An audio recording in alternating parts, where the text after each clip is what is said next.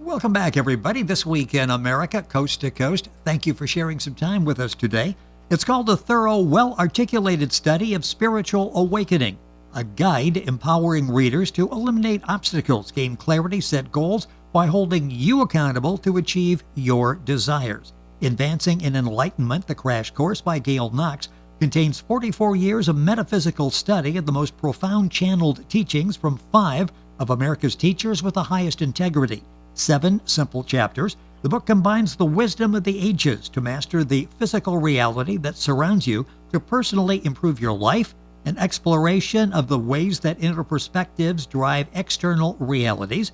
Gail, born in Chicago, living mostly in the suburbs, currently living in Richmond, Illinois, began her spiritual journey at age 14 when her older sister Madeline gave her a copy of the book by Jane Roberts titled Seth, the Seth Material. She continued her study of channeled messages from many sources over 4 decades until finally collecting them all in her book, Advancing in Enlightenment, the Crash Course. She then went on to receive both the basic and advanced certifications in the Universal Law of Attraction from the Global Sciences Foundation. Gail Knox, author of Advancing in Enlightenment, the Crash Course, is back with us on This Week in America. Gail, it is always a pleasure. Welcome back to the program. Oh, thank you, Rick. I'm just so excited to be here again. Well, I'm excited to have you here. Life-changing thing. Well, it is for me and for all these people. I have my notes ready to go here, so I'll be taking notes as we go through here to see if you can help me get a handle on everything that's happening around us. And let's recap to start this off for the listeners who may be hearing us for the first time. The book focuses, as I said, on 5 of America's most well-known channels of spiritual messages coming from higher dimensions. Tell us a little bit about these 5. Well, it all started with Jane Roberts, who channeled Seth from 1963 until her death in 1984. There are no male or female designations in the non-physical, only masculine and feminine energy, and a leaning towards one more than the other. So Seth, associating more with masculine energy, described himself as an individual soul, no longer focused in physical reality. His teachings and original concepts were echoed from all the channels that followed over these last 40 years, and yet the information is as relevant today as when they were first written. They all involve our physical integration, transformation, and evolution into a high vibrational spiritual beings that operate as one unit with their higher self, with the deepest connection to the eternal soul. And they explain exactly how to accomplish that, and they do it all from different perspectives. Lee Carroll has channeled Cryon since the early 90s, who as an 11th dimensional archangel has never been physical. So the male designation is only there for our convenience. He's in service to us now by thinning the magnetic grid that surrounds our planet to allow more enlightenment to flood in, with information designed to strengthen our spiritual connection. But the most repeated message from Cryon is how we're unconditionally loved and supported during the physical experience. And Barbara Ann Clow channels the 5th dimensional Pleiadian plane since the early 90s, explaining the dimensional structure of existence and the keepers of each dimension, and adds her own wisdom of sacred geometry, astrology, and cosmology, giving us a broader view of reality than we ever got from a 3-dimensional viewpoint alone. Yes.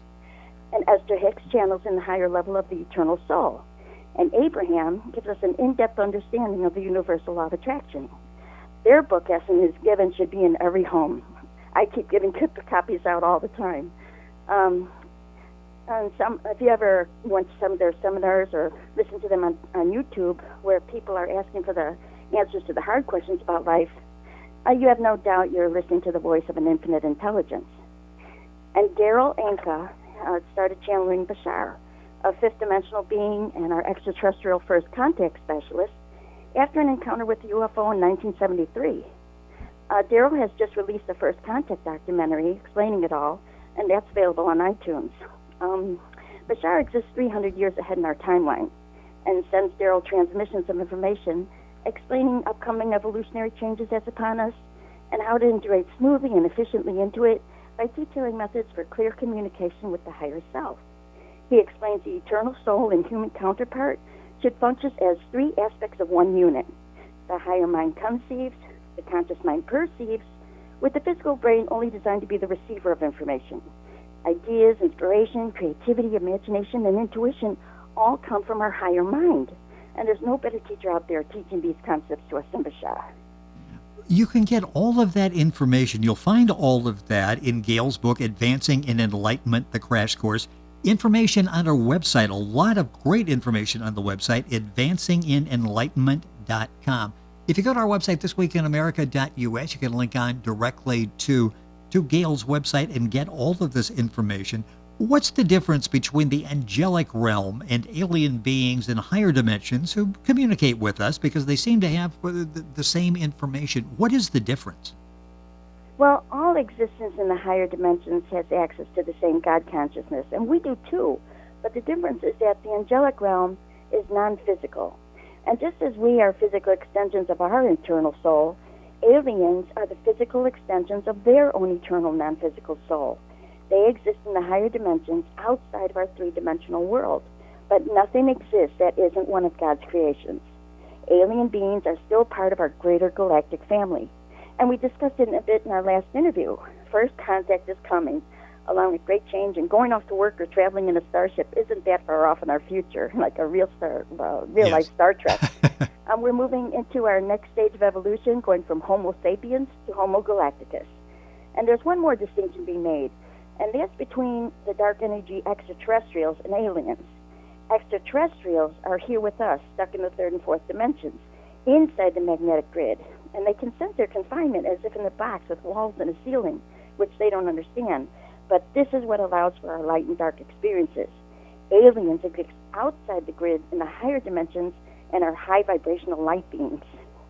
You know, Gail's been with us several times before on the program and mentioned about previous conversations. If you go to our website, thisweekinamerica.us, audio, you can listen on iTunes and Podomatic and Google Play and get all of the last two programs. You can go to YouTube and pull up the videos on the interviews as well. Can you explain something more about the main messages they want to communicate to us? What are the main messages? Well, they all tell us we are eternal beings, living in the leading edge of creation as physical extensions of the same source energy that resides in them as non-physical entities. We are all pieces and parts that make up the greater whole of what we consider to be our God. We are creator beings, each responsible for creating our own reality and experiences as unique individuals with our own freedom of thought and beliefs to create a world of infinite diversity to learn from. Nobody was ever meant to create in the same way as another, and we couldn't even if we tried, because no two people have the same thoughts on all subjects. No two people hold the same preferences or likes and dislikes. And they all say change is upon us, and we're entering the golden age of light. And by 2036, we won't recognize anything of the old world of negative energy that we grew up in. The new age is high integrity, with all of humanity raising itself up as one family who could never war against one another. And new resources will be developed to create a bridge to a one-world community. There will be an allowance and respect for everybody's differences. The negative controlling factor of fear will be gone. People will recognize the creative source resides in everybody. And that's what we're learning now. We're learning how to integrate our higher selves into everyday life, living in heart coherence, creating right decisions and actions, to living out our lives in joy. And people are following their passions and experiencing joyful lives by doing what they love to do instead of just going off to jobs they hate. We are waking up to living in a new, more positive energy. It gives us a whole new perspective on what you say, sort of the everyday life that sometimes we just sort of walk through. Now, in the book, you use the word vibration. It comes up frequently through the book. What's the idea behind that? Explain that. Well, everything resides in the vibration of atoms, and that's why it's said everything is energy. The vibrating atom produces a certain frequency. Slow-moving atoms produce a low frequency, allowing for dense objects forming us in a physical world. Atoms vibrating fast produce high frequency that becomes light energy and creates different levels and dimensions, because the more spiritual enlightenment you have, the faster the atom vibrates, and it takes you to different levels. The levels of the dimensions formed each time there was a breakdown of information from the divine creator. There's such a breakdown of information in our realm that the atom is so dense it takes on the form of physical objects, although our entire realm is still created by thought. Thought remains the basis for its creation, and we are also endowed with the same ability to create with thought. The vibrating atom forms everything that exists, acting on the reflective thought of its creator.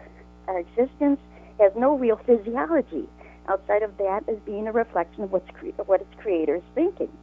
We are the thoughts and memories of our souls. Our souls dream, actualize, and set free in a physical setting, and nature is the manifestation of our soul's flesh. We can't exist in thought without the body of nature. When you go out for a walk in nature, you're in harmonious vibration with your soul, and your sense of oneness can blossom. When you find vibrational alignment with yourself, you personally thrive. You feel good, you look good, you have energy and stamina. There's balance, wit, and clarity and abundance in all things you consider good. You thrive in all ways when you come into energy balance with you. Vibrational relativity is what it's all about. And that's how I've combined the teachings of Abraham, Kryon, Satya, Seth, and Bashar, so it finally made sense and answered all my questions. You know, it's interesting, the power of nature and just taking a walk. Our guest on the program is Gail M Knox. She's the author of Advancing in Enlightenment, the Crash Course. Information available at our website, advancinginenlightenment.com. When you see the book on the cover, the first thing you see is the book contains profound information. What did you personally find to be the most profound teachings of the channels? Well, that's a hard one because everything they teach is so profound. Yes. They all speak from the same sources of infinite intelligence. And when you begin from a place of knowing nothing, everything they teach becomes very important to know. For me, the profundity came when all the information came together and every question was answered, and I felt like I finally got the whole story, and that's when I shared it. Seth takes you from the beginning of existence, when our Creator was in agony because the light energy was so bright, darkness couldn't exist in its presence. It had to be there because it existed as an opposite of light. But what was it? There's no way to know what darkness was, except that it existed in the absence of light. Then finally, by creating a space so dense, it could be removed from the light and creating beings, us, capable of experiencing both light and dark energy, we could bring the information back and the answer came. And we volunteered to do this. Now you've got a reason for being, and that's profound information. Then you have Abraham teaching us how to deliberately create the reality we want to experience by using the law of attraction, and how to measure our progress with the use of an emotional guidance scale. If you were on the right track, you felt positive emotion. If you were going in the wrong direction, you felt negative emotion. It's essential to have an emotional control over your feelings because that's where you're creating from. Your experiences are born from how you feel about life. Kryon teaches everything you need to know to gain human mastery. In my book, I reproduced the 12-strand DNA activation and how everything exists in the same now moment. It's the soul that holds all incarnation. It's not something that we do, and it's done all at once, like thousands of television programs going on all at the same time, and not one after the other. Bashar echoes and adds to that, saying as the soul views everything that's going on at billions of times per second, we perceive that as the passage of time. Our idea of time and space is flawed, for they are only illusions created as a vehicle for a three-dimensional body to move through. We have the illusion of forward motion because of a pause between the neurological synapses where consciousness sleeps the nerve endings, thus delivering us from moment to moment, when we actually exist in a universe made up of still frames. The soul is the projectionist running the story of our life, as if watching a movie, but we control the outcome because of our freedom of choice. Yes. Their realm is constantly surprised by what we do, and they say we are very entertained. But Barbara Hand Clow delivered dimensional structure to me with channeled information from Satya, Palladian goddess, and filled in a lot of religious history. When I got all that, I thought it was time to combine the information into one book. And that book is Advancing in Enlightenment, the Crash Course by Gail Knox. We've mentioned several times creating your own reality and what you can do to do it deliberately. It's something that we can actually intentionally do. Are there specific steps that we can follow? So myself, anybody can go about creating their dream life. Well, this falls under the teachings of Abraham and the law of attraction. Your inner being knows you and knows what you want. You also have vibrational senses to move you into the feeling of clarity. So the first step is to get a clear picture of your desires and ask for it. Step 2 is not your work, for it's instantly manifested in the non-physical. Then the higher realm flows in imagination of what it may look like, although the most you can imagine is just the start of what Spirit can provide. Let surprise remain as an ingredient in its manifestation. And step 3, it's your job to allow it to manifest into your physical reality. That occurs when you are in vibrational alignment with it, and not hindering its manifestations with doubt. Use the power of thought, positive thought, to your benefit. You must realize and tell yourself, I am the thinker of my thoughts. I am the feeler of my feelings. I am the one offering my vibration, and I choose to do it fearlessly. Once you become a deliberate creator, and you are receiving satisfaction over and over again in all situations throughout each day, as you see your dreams realized, and it's not about anything or anywhere that you're trying to get to. It's about the journey through physical experience. You're never finished, because once you get where you think you want to be, new desires are born. Exactly, yes. So you think you fulfilled that, and it's like, well, wait a minute. I've got a revision in my plan here now. I've got something else that I would like to achieve. Gail Knox with us on the program, talking about the book Advancement in Enlightenment. So many self-improvement books are out there. Is there a secret ingredient, if there's such a thing, that you have used in your book to keep the message simple, easy to follow, and for so many people, in reading all the reviews on the book Advancing in Enlightenment, they're able to get positive results in their life? How are you able to do this simply? Because the message is very simple. You read the book and suddenly it's life-changing. Yeah, my book follows the teachings from non-physical realms, where the information is coming forth from benevolent beings of infinite intelligence. The most important thing they say is to get connected and strengthen the clarity of the communication you receive from your higher self, your eternal soul. My book was written with that connection in place, and I was presented with synchronicity from its first being an idea to holding the book in my hands. I constantly hear the same messages from many different sources, except they've left out the spiritual connection. There's scientific and medical evidence. Even NASA provided proof that our thoughts and feelings are attached to the magnetic grid, but they all leave out the metaphysical aspect and connection to one's eternal soul.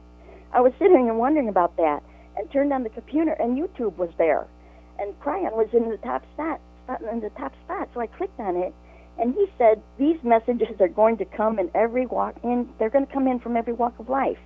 Spirit doesn't care if people put their own spin on the information, as long as it's practiced.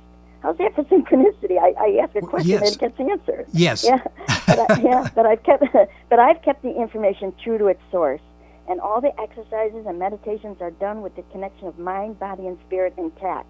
That's the secret ingredient, and all anyone ever needs to do. Go through life as a whole being that's spiritually connected and receiving divine guidance, and you'll live a life that's filled to the brim with joy, happiness, and abundance. You mentioned exercises and meditations. Is there one that stands out for you that you tend to use maybe more often than some of the others?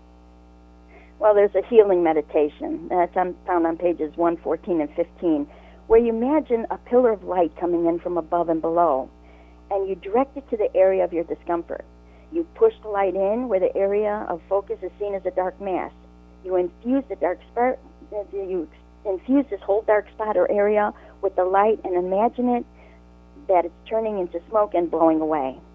Now, I have a Pomeranian, and over a year ago, the vet said he was having kidney and liver failure, and he wanted to put him on dialysis.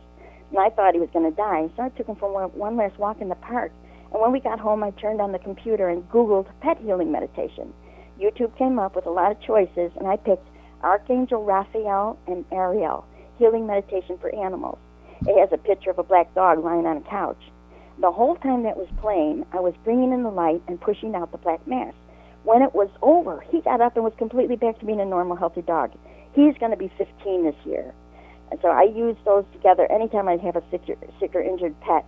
And I tell the pet, I'm a pet healer. And I get good results every time, so that's my favorite. And then there's an Abraham segment intention I use for safe travel. And I use that every time I get in the vehicle. And that's found on pages 12 and 13. And the book is Advancing in Enlightenment, the crash course. Gail Knox, our guest on the program. You have a chapter that talks about Native American medicine wheel. Could you tell us something about that? Well, I went to Sedona, Arizona in 2009, and while on a Vortex tour that was given by the hotel, we stopped at a Native American medicine wheel. We were told about its history and use and got to try it out. And when we got home, we built one, and I started to write about it. But the metaphysical aspects used to power it up outweighed the information I'd gathered about it. But it's basically a sacred space used for spiritual connection and growth. That's why it wound up as just a chapter in my book, because I had so much spiritual information. Yes. And Yeah, that backs it up. So its Native American legend goes back 10,000 years, when the planet was recovering from the asteroid strike that took out Atlantis, which, by the way, was recorded in stone by the Maya. Anyway, it said the Andromedans came down from the 10th dimension, offering help and imparting wisdom. The 10th dimensional Andromedans are the governing body for our galaxy. When they left, the natives were told to place stones in the impressions left in the dirt from the bottom of their ships, and this would keep open a line of communication. It remains as a portal to 10th dimensional wisdom. And I go into much more detail about that and on construction and how to use it in a couple of different ways in the book.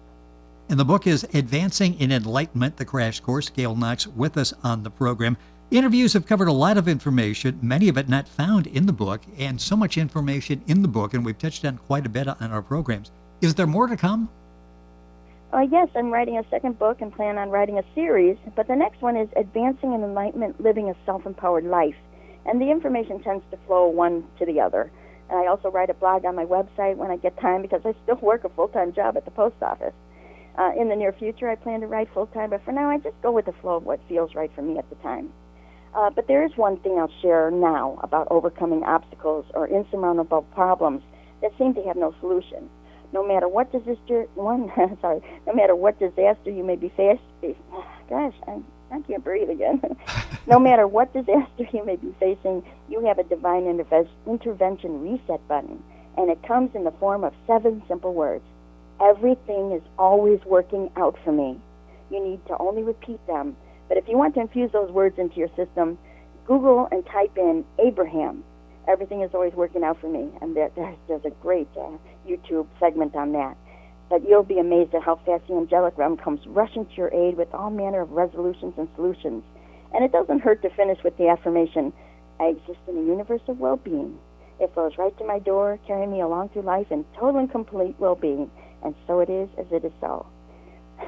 Well, I love your passion, and there's so many things to talk about, and the time always goes by so quickly, and you help so many people with the book and by appearances in the media such as this. The book is Advancing in Enlightenment, the Crash Course. Gail Knox is the author. Her website is advancinginenlightenment.com. If you go to our website, thisweekinamerica.us, you can link on directly to Gail's website and get all of the information. Gail, it is always a pleasure. Look forward to having you back on the program. Thank you for sharing some time with us today, making our lives better because of it. Thank you for being with us on the program.